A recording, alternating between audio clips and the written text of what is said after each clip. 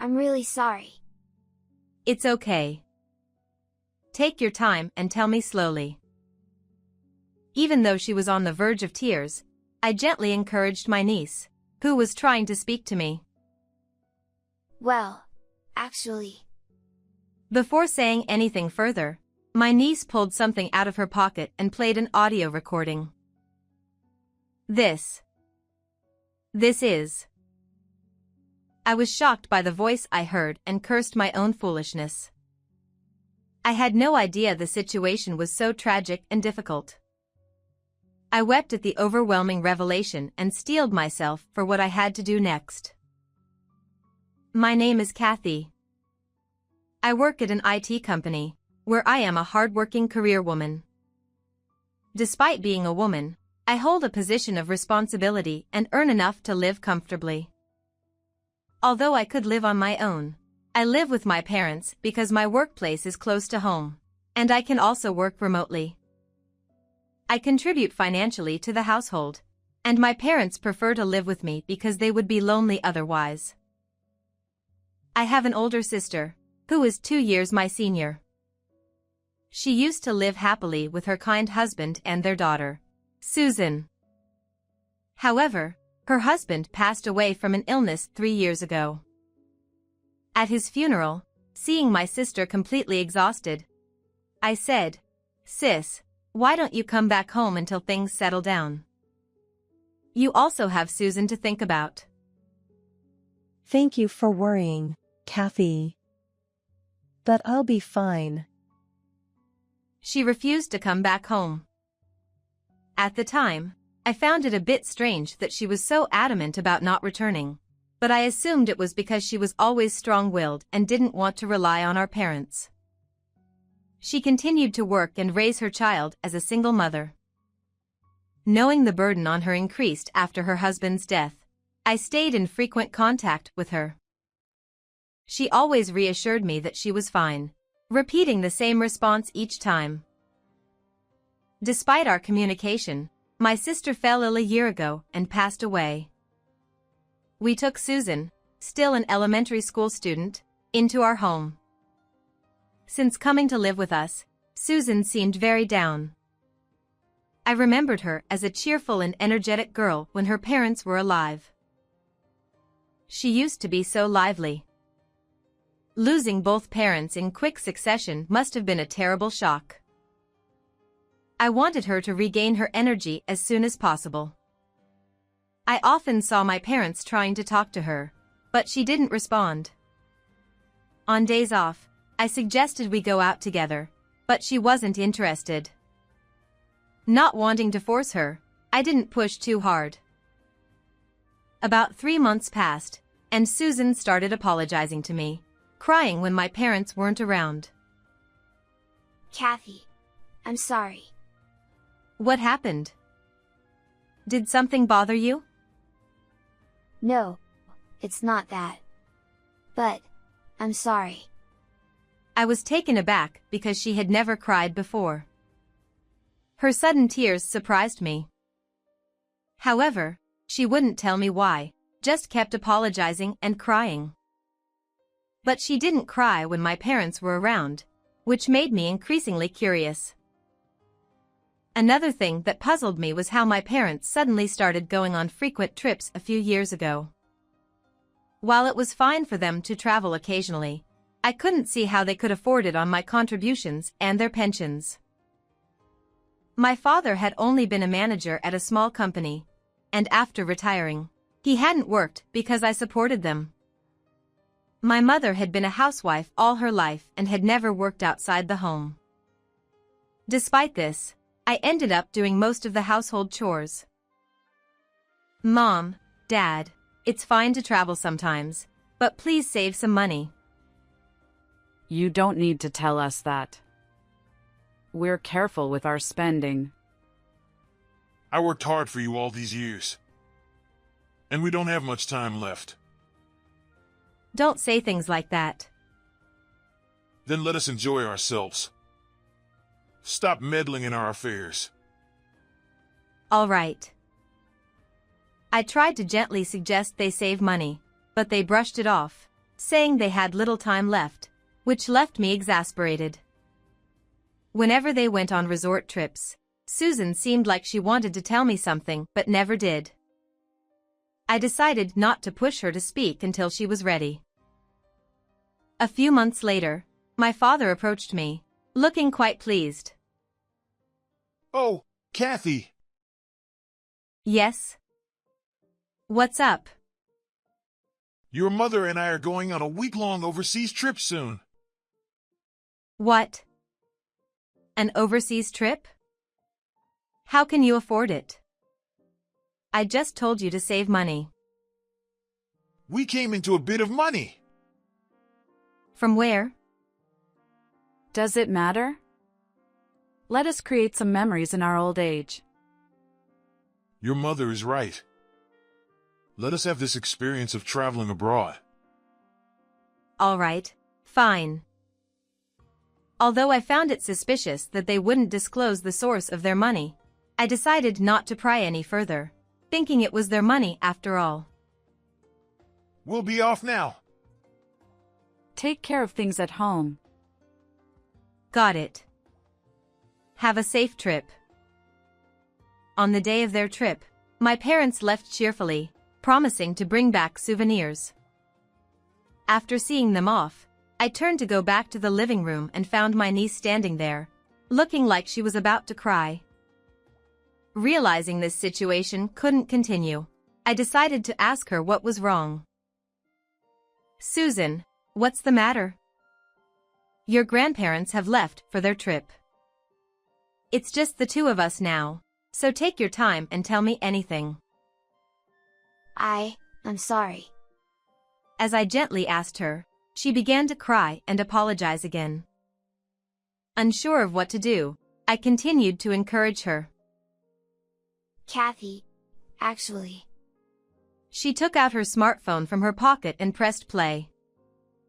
The recording that played was filled with my parents' angry voices. What is this?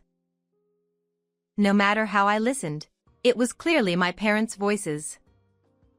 However, they had never raised their voices like this before. I had never heard them shout like this, and I was shocked. Is this really Grandpa and Grandma? Yes. They often came over when my parents were still alive. Susan began to explain. According to her, my parents frequently visited her home when they were alive, constantly nagging and complaining. The complaints revolved around disapproval of my sister's marriage and irrational demands for money, claiming it was compensation for taking their daughter away. I was shocked to hear my parents were such people. Susan continued, saying they would often threaten her parents under the guise of visiting to see their granddaughter, extorting money from them. Every time they came, I would hide in my room. Your parents probably didn't want you to be frightened by their behavior. I think so too. But I was always terrified because they were constantly yelling at my parents. I see. That must have been tough. But how did you manage to record this? Susan explained that she had been given an old smartphone of her parents as a toy, and she happened to have it with her at the time, so she recorded their voices. I was grateful she had done this. I asked another question that had been bothering me. Susan, how often did they come to your house? I think it was almost every week. To think they visited my sister's family that often without my knowledge. Now that I thought about it, my sister and her husband had started to look more haggard every time I saw them. When I asked my sister if she was okay, she had said they were dieting together, which I had taken at face value. But in reality, it must have been the strain from my parents' demands that wore them down. I cursed myself for not pressing for the real reason. If I had noticed something was wrong sooner, this wouldn't have happened. I'm sorry for keeping it hidden. But I was scared of what Grandpa and Grandma might do if I told you. Susan began to cry again, and I held her close, regretting my lack of awareness. I'll protect you from now on, Susan. Don't worry. But what if they do something to you too? Don't worry about me. I won't lose to them. Let's get back at them together, okay? Yes. If I'm with you, I'm not scared. Let me help. Seeing the determination in her eyes, I nodded. During the week my parents were away, we made preparations. I felt even stronger with Susan by my side, so I asked her more. I recalled how frugal my sister and her husband had been. My sister had once told me they rarely carried cash, preferring to use bank transfers. If they gave money to my parents, it must have been through transfers. There would surely be some trace left. I began searching the house and soon found what I was looking for. I knew it. For all their greed, they weren't careful. Finding this passbook was too easy. I examined my parents' bank passbook and confirmed the amounts that had been deposited while my sister and her husband were alive. They transferred this much every month? No wonder they lived so frugally. Gripping the passbook, I trembled with anger. I decided to take the passbook to a private investigator to uncover the full extent of my parents' dealings with my sister and her husband. A few days later, I was summoned to the office. Here is the investigation report. I took the report from the investigator and began to read. No way. According to the report, my brother-in-law had been borrowing money from financial institutions to pay my parents. As a result, he became mentally exhausted and fell ill, leading to his death. As I read through the report, my anger grew even more. It turned out that my sister had been working herself to death, trying to pay off my brother-in-law's debts and my parents' constant demands for money.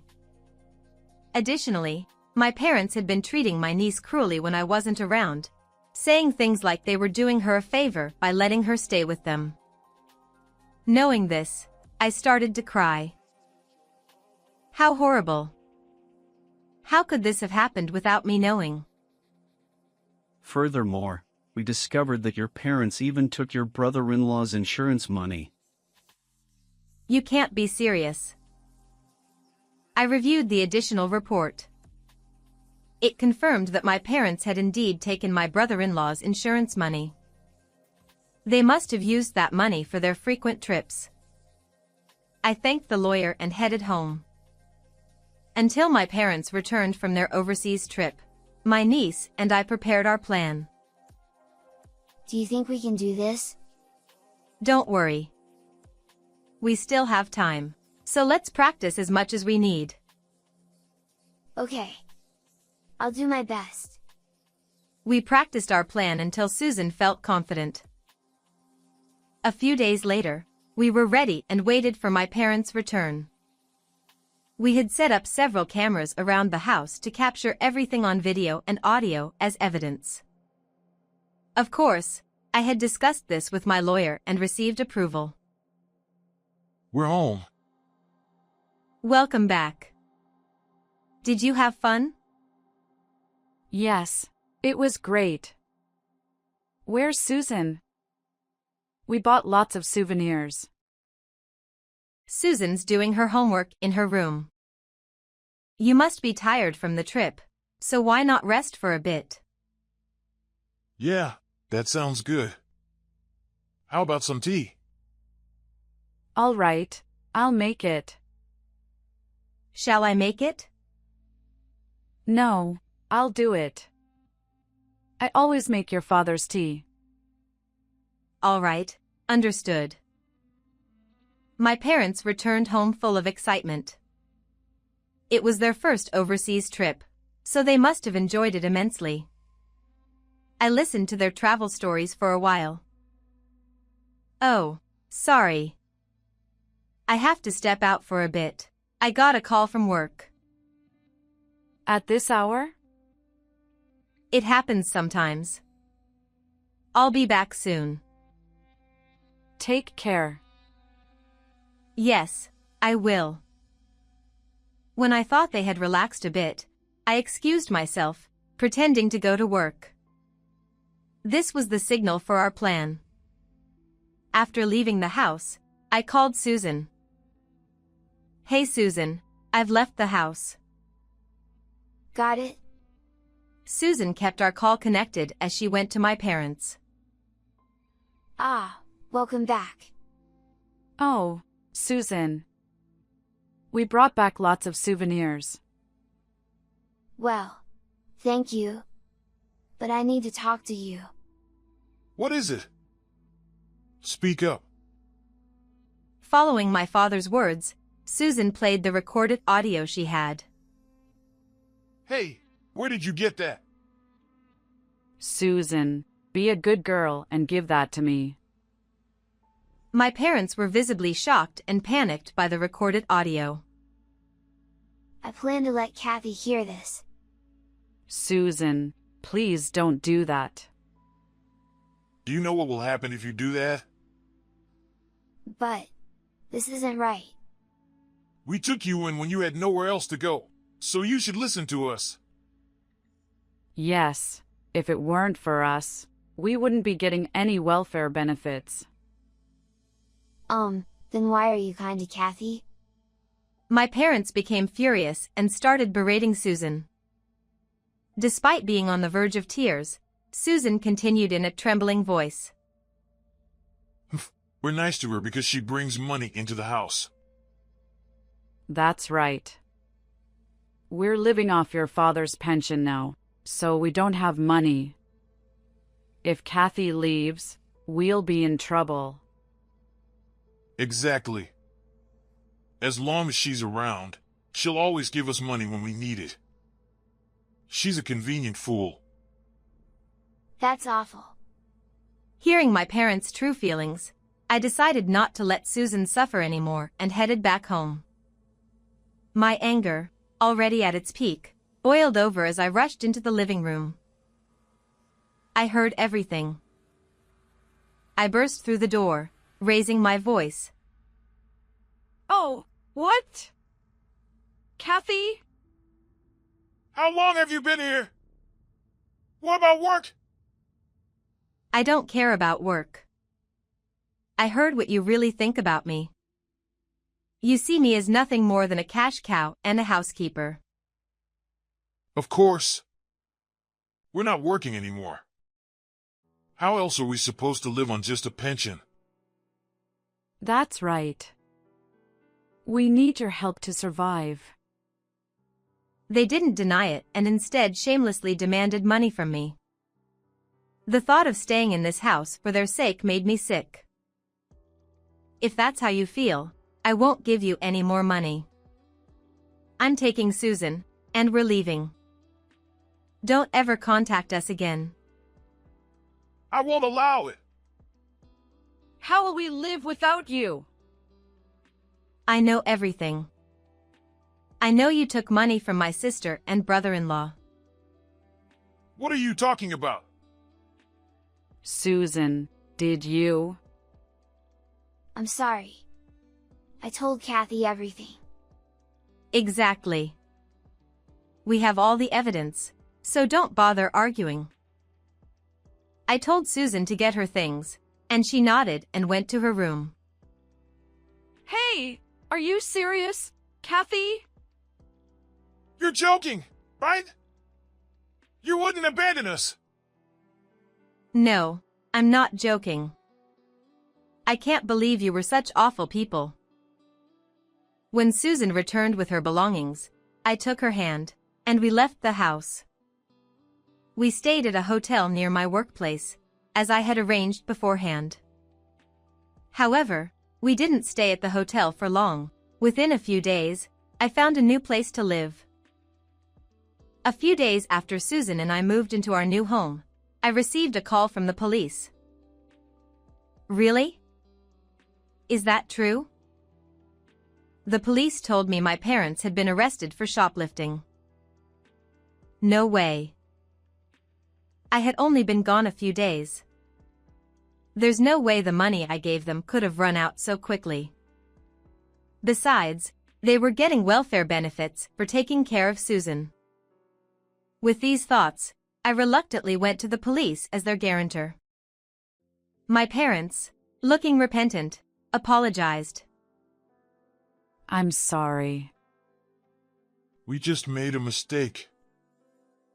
I apologized to the police and took my parents back to the house. With no money, the electricity, gas, and water had been cut off. The house was in a terrible state, reeking of filth. My mother had never been good at housekeeping, and it showed in just a few days. How did everything get cut off? Were you that broke? And what's with this mess? Of course we're broke. We were enjoying our retirement. I can't do housework anymore. I'm not as young as I used to be. You took Susan, so we stopped getting welfare. My pension isn't enough to live on. Exactly. If you had kept giving us money, we wouldn't have had to steal. My parents angrily blamed me for their situation. I could only sigh at their absurdity. This is your own fault. How many times did I tell you to save money? Yet you kept going on week-long trips every few months. Enough of that. Just give us the money. Pay for the utilities. We can't live here without them. And get a cleaning service. This place is uninhabitable. They kept demanding money and blamed everything on me. I was beyond anger. I was simply fed up. All right. You refuse to acknowledge your faults. In that case, I'm done. What? What are we supposed to acknowledge? I see. You won't admit your fault. Fine. This is the last time I'll speak to you. I'm cutting ties with you. Don't contact me again. I left the house. A month later, the house was vacant. The house, in my name, was sold, forcing my parents to leave. They had forgotten that detail. After some time had passed, I went to apologize to the neighbors for any trouble caused. They told me loan sharks had been lurking around, indicating my parents had turned to them for money. Rumor had it they were seen in a park, looking disheveled. Later, I legally separated from my parents and adopted Susan as my daughter. Now, we share a bond stronger than most parent-child relationships. Our life stabilized, and Susan regained her cheerful spirit, making me happy. I vowed to continue watching over her and make my late sister proud. How did you like this story? Please subscribe to my channel. See you in the next video.